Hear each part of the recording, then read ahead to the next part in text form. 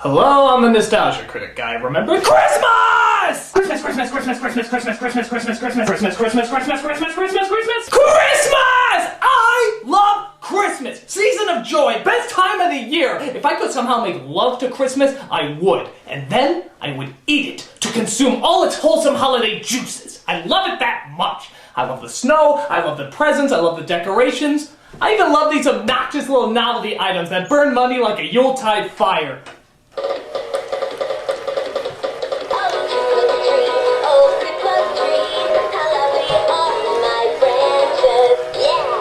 But most of all, I think I better bow out.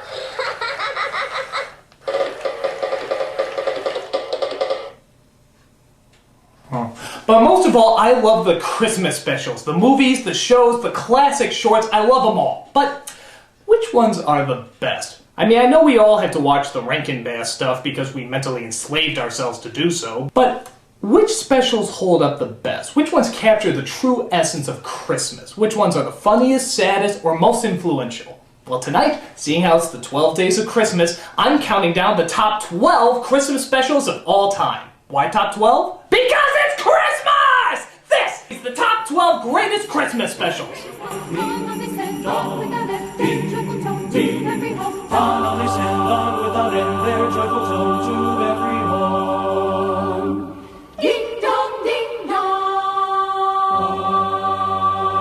Number 12.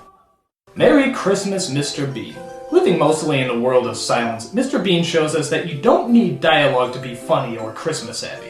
The character is kind of like a 9-year-old trapped in a man's body. So like a child, he encompasses all the excitement about Christmas, but not much of the heart. He's selfish, but he's also innocent, just like most of the kids at Christmas time. A good example is where he's playing with the nativity scene like a G.I. Joe playset. He's not being mean, he just doesn't know any better. I used to pretend that the baby Jesus was a Teenage Mutant Ninja Turtle. I was grounded for a week. There's also a great scene where he writes out a ton of Christmas cards and then sends them to himself. That's both funny and kinda sad at the same time. Most people remember the infamous turkey on the head scene, which results in one of the funniest lines in the show. You got the turkey on? There's also a great joke about getting his girlfriend a ring, but I won't dare ruin it for you here. Bottom line, Mr. Bean was full of surprises and almost entirely visual humor, which just goes to prove that Christmas doesn't always have to be heard to be felt. Merry Christmas, Mr. Bean. Ding dong, ding dong.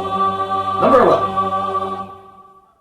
South Park, A Woodland Critters Christmas. South Park has done a lot of Christmas specials, mostly with that little piece of crap Mr. Hanky. But the Woodland Critters Christmas was by far their funniest, because it mixed everything that Christmas was with everything that Christmas wasn't.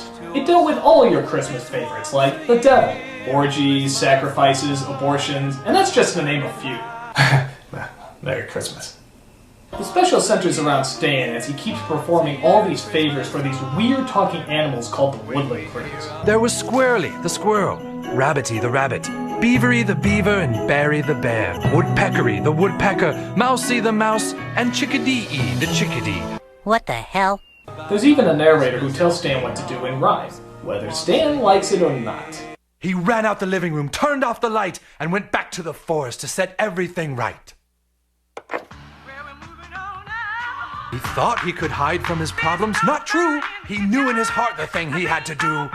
Leave me alone! He knew that only by going to the forest could he... All right! God!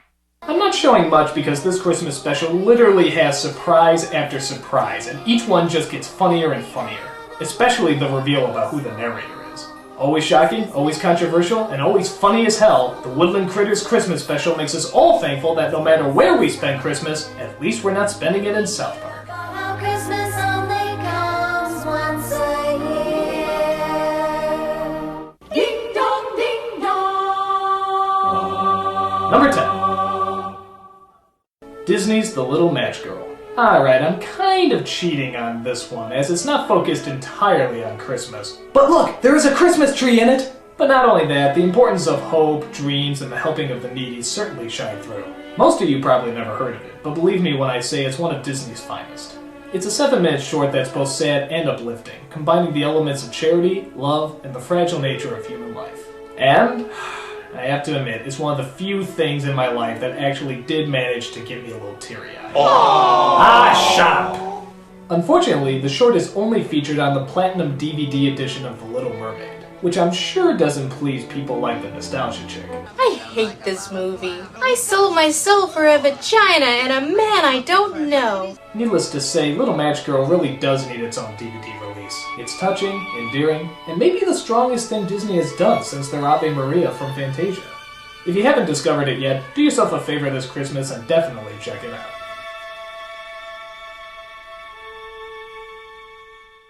Ding dong, ding dong. Number 9. Home Alone.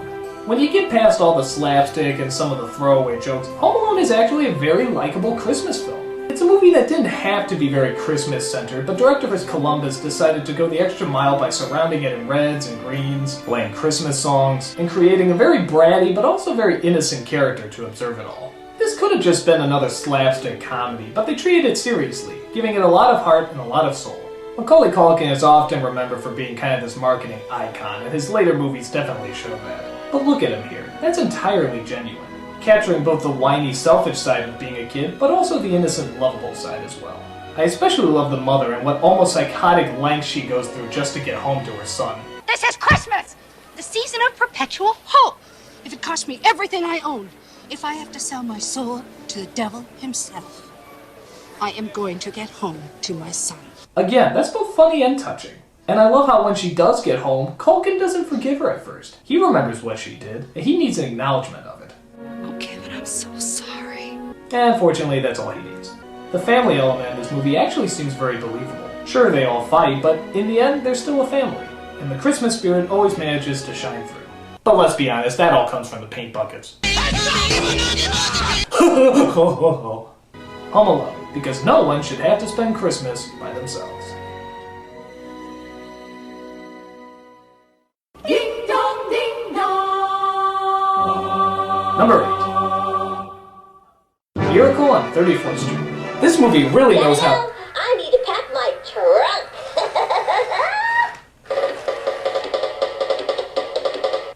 That was annoying. This movie really knows how to portray Santa Claus, in that he's not just a chubby, jolly guy, he's sophisticated and dignified, which only actor Edmund Gwynn could provide.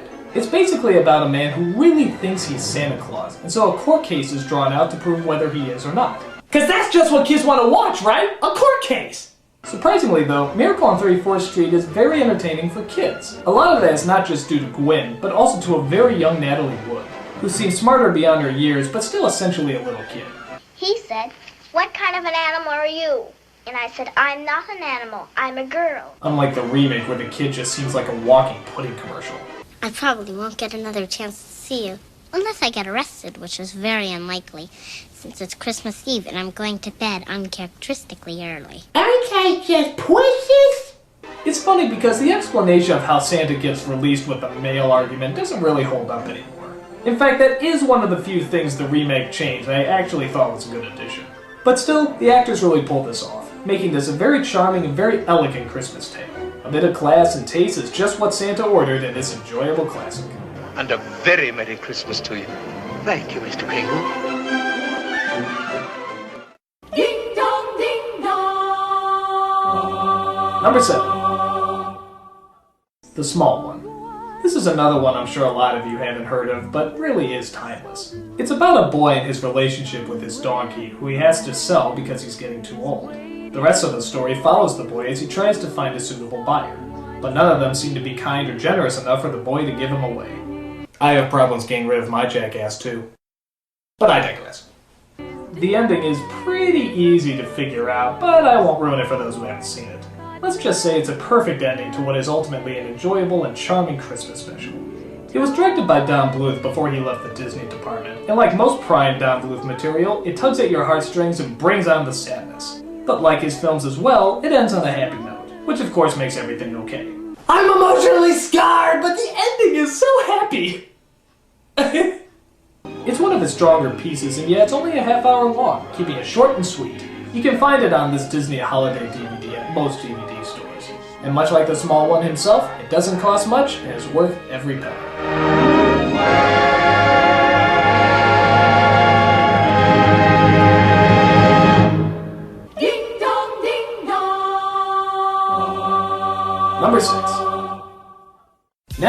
Harpoon's Christmas Vacation. Much like Home Alone. I'm fine for you, baby. I'm fine for you, baby. Okay, your novelty is wearing off tree. You're hanging on by a thread. Much like Home Alone, Christmas Vacation knew how to combine the annoyances but also the charm of staying home for Christmas. What I really like about this movie is that it focuses on a lot of details. Sure, it has all the pratfalls and slapstick like many physical comedies, but it also has all the little moments that you don't think about but always recognize. Like the grandparents asleep on the chairs, or someone just mindlessly watching a Christmas show. And especially the family conversations. All right, I will promise. You know, they took a pint of fluid out of my lower back. You see this mole? My goddamn hemorrhoids. You're not getting the garage space. You did to my automobile. The film got all the bits that most people find annoying, but also surprisingly endearing at Christmas time. That, and I'm always shocked that even though Chevy Chase plays such a filthy, dirty a-hole, he still seems to be likable in his naivety. All he wants is the perfect vacation, which of course never happens. But by the end, he realizes all the memories it's left behind, and how he'll enjoy them forever. Funny, detailed, and capturing every Christmas moment, Christmas Vacation knew how to expose this holiday for the enjoyable curse that it is. And that's the... I've always been a singer, but I'm at a joke. I'm branching out. Get it? Huh? Alright, Tree, you talk one more time, I'm gonna put a bullet in your head and call it macaroni. Hope you get some truth. Ding dong. Number 5. It's a Wonderful Life. I'll be honest, when I saw this movie, I was saying to myself, come on, Christmas classic, nourish the spirit within me, see what you got. Oh, yeah, you got a special effect that looks like someone spilled coffee on it? This movie's gonna blow. But, as I let the film play on, I too succumbed to the movie's goodwill and innocent characters. And by the time I was halfway through, I was totally hooked. The story about how one man's life can affect so many people truly is inspiring as well as heartwarming. Though I did always find it a little sexist when Jimmy Stewart finds out what happens to his wife if he wasn't born. Tell me where my wife is. I'm not supposed to tell. Please, Clarence, tell me where she is. You're not gonna like it, George. Where is she? She's an old maid. She never married. You mean she never got married? That's like the only important thing to a woman, isn't it? Where is she? Where is she? She's just about to close up the library. And she's learning at the library? What kind of horrible world is this? For its faults, the movie really knows how to give us what it promises, making us realize what a good and wonderful life we truly do have, especially around Christmas time. Jimmy Stewart, as usual, is chillingly good. And director Frank Capra really knows how to pour the cheerful schmaltz on so thick that it's impossible not to enjoy it. It's a Wonderful Life still proves to be a wonderful movie. That's right. Attaboy, Clarence. Ding dong, ding dong. Number 4. How the Grinch Stole Christmas. It's funny how a lot of these Christmas specials seem to focus on the negative. Take the Grinch for example. He is literally stealing Christmas! And the whole special is just showing in great detail how he's doing it. And yet the Grinch is still very likable at what a curmudgeon he is. With his grinchy Grinch frown and the voice of the Frankenstein monster himself, Boris Karloff. Christmas bad! How can you not be drawn to this holiday stick in the mud? Of course, all the negativity pays off when we discover that he can't steal Christmas. No one can. Christmas is something much deeper than he could ever imagine, as he realizes in the end. Which is ironic because the name of the story is How the Grinch Stole Christmas, not Does the Grinch Steal Christmas. I thought this was an instructional video! There should be a time machine and a roadmap to Bethlehem in this movie!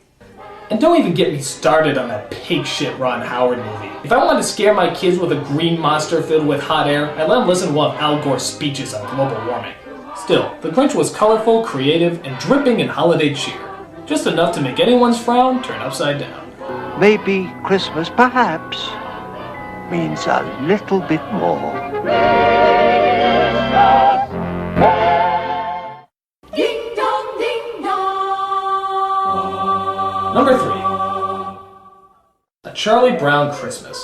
I can't exactly say why this special works, it just kinda does. I think a lot of it has to deal with the fact that there's absolutely no budget for this. The animation is simple, the actors are kind of wooden, and the story is very basic.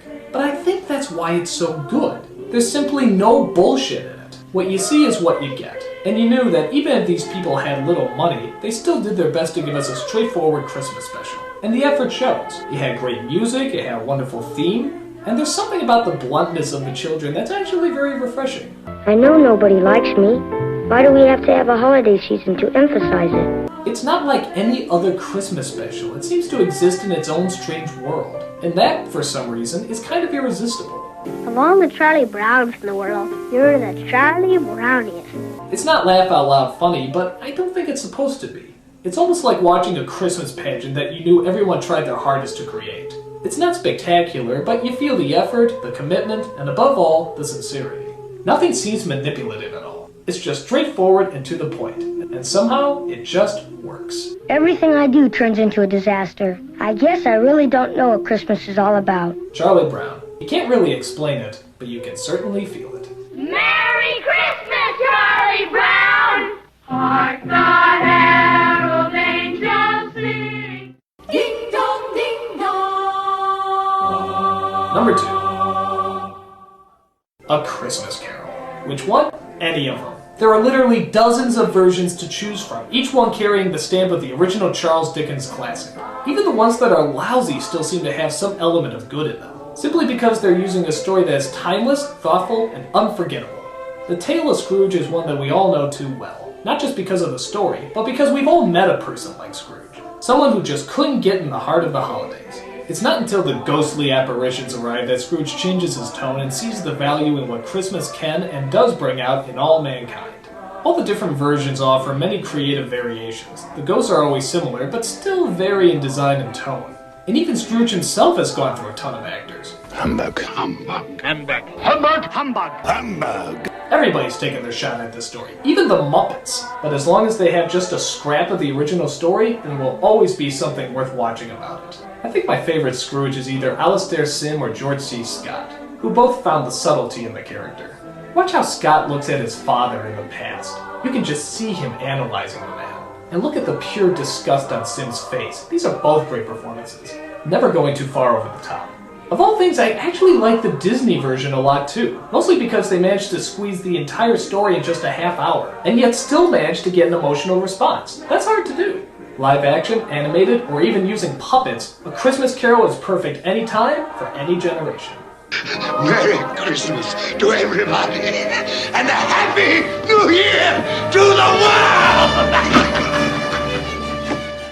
Ding dong, ding dong. And the #1 greatest Christmas special is, say it with me now, A Christmas Story.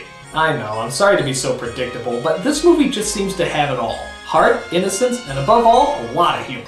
It manages to be both broad and detailed at the same time. This film does so well capturing our childhood that we often watch it saying, dude, how did they know I did that? I thought only I hid in the cupboard when I was afraid. Hug me, kindred spirit! This film got everything about being a self-centered yet also innocent child. The excitement, the emotions, the build-up, even the daydreaming. I think most kids fantasize something like this when they were punished by their parents. What did we do? Soap poisoning. I think we all embedded into our brains never to try this. Duck. Even though it took place in the 1950s, everyone seemed to have this childhood and everyone seems to remember it the same. Now many people might think this film doesn't accurately represent Christmas. It just represents childhood and how materialistic we used to be. But here's the thing, Christmas is also about memories. And the story isn't told from the point of view of the kid, it's told from the memory of the kid as an adult, which is a huge difference. Christmas is about remembering the good times, comparing how we were then to how we are now, and how we hope to be in the future. That's the reason for the 3 ghosts in A Christmas Carol. This movie works the same. It captures everything we remember about Christmas to a T, and allows us to compare it to who we are now and who we will be in the future. On top of that, for me, there's one scene that just sums up Christmas altogether. Oh, honey, come over here. Look at this. Oh, is that beautiful? Oh. And that just about does it. For me, that's Christmas. Sitting by the tree, just watching the snow with your loved one. Most people miss it, but for me, that's my favorite scene. This movie is like a dream and a memory, remembering that childhood innocence and struggling to keep it alive even as you grow older. And as long as movies like A Christmas Story are around, I don't think we'll ever lose track of it. A Christmas Story, the best Christmas special ever. And those are my top 12 greatest Christmas specials of all time. Happy holidays, goodwill to our men, and rest in peace, obnoxious singing trees. Instead, let's listen to some rockin' Christmas puppies.